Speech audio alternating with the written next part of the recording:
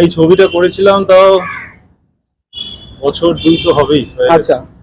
তো কোনো কারণে হয়তো আটকে ছিল, হ্যাঁ। নানান রকম তো ইস্যুস থাকে, হ্যাঁ। পোস্ট প্রোডাকশন থাকে। তো আজকে ফাইনালি, কালকে দেখলাম পোস্টার লঞ্চ হয়ে গেছে, পোস্টার লেগে গেছে টালিগঞ্জ এলাকায়। আজকে finally music launch, trailer launch.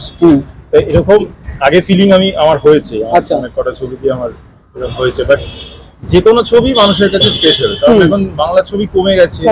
ছবি করার সুযোগ পেলে অনেক ভালো লাগে। হ্যাঁ, তো এটা স্পেশাল আমার কাছে। আর নিজের কাজ তো আফটার অল, তার মধ্যে যেটা আরো স্পেশাল সেটা হচ্ছে যেই গানটা আজকে রিলিজ হবে সেটা আমার গাওয়া।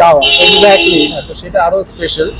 তো আমি ইসমাইল দা যে প্রোডাকশন হাউস, যার ইসমাইল ফিল্ম প্রোডাকশন, ইসমাইল দাকে ধন্যবাদ জানাবো, কারণ ওই আমার গান শুনে বলেছিল যে গানটা আপনিই গান।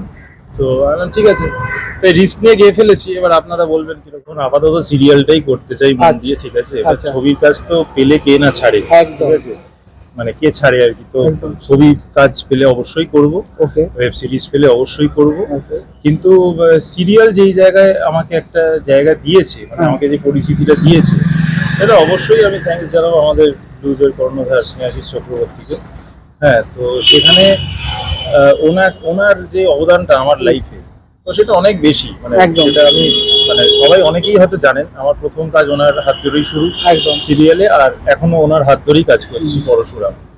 তো এই এই এই কি বলবো, এই যে ইন্ডাস্ট্রির যে এখন কন্ডিশন, তাতে কাজ করে টিকে থাকাটাই অনেক বড় ব্যাপার।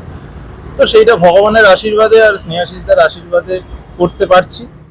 এখন দেখা যাক, আগামী দিনে যদি ভালো কিছু আসে তো অবশ্যই জানাবো।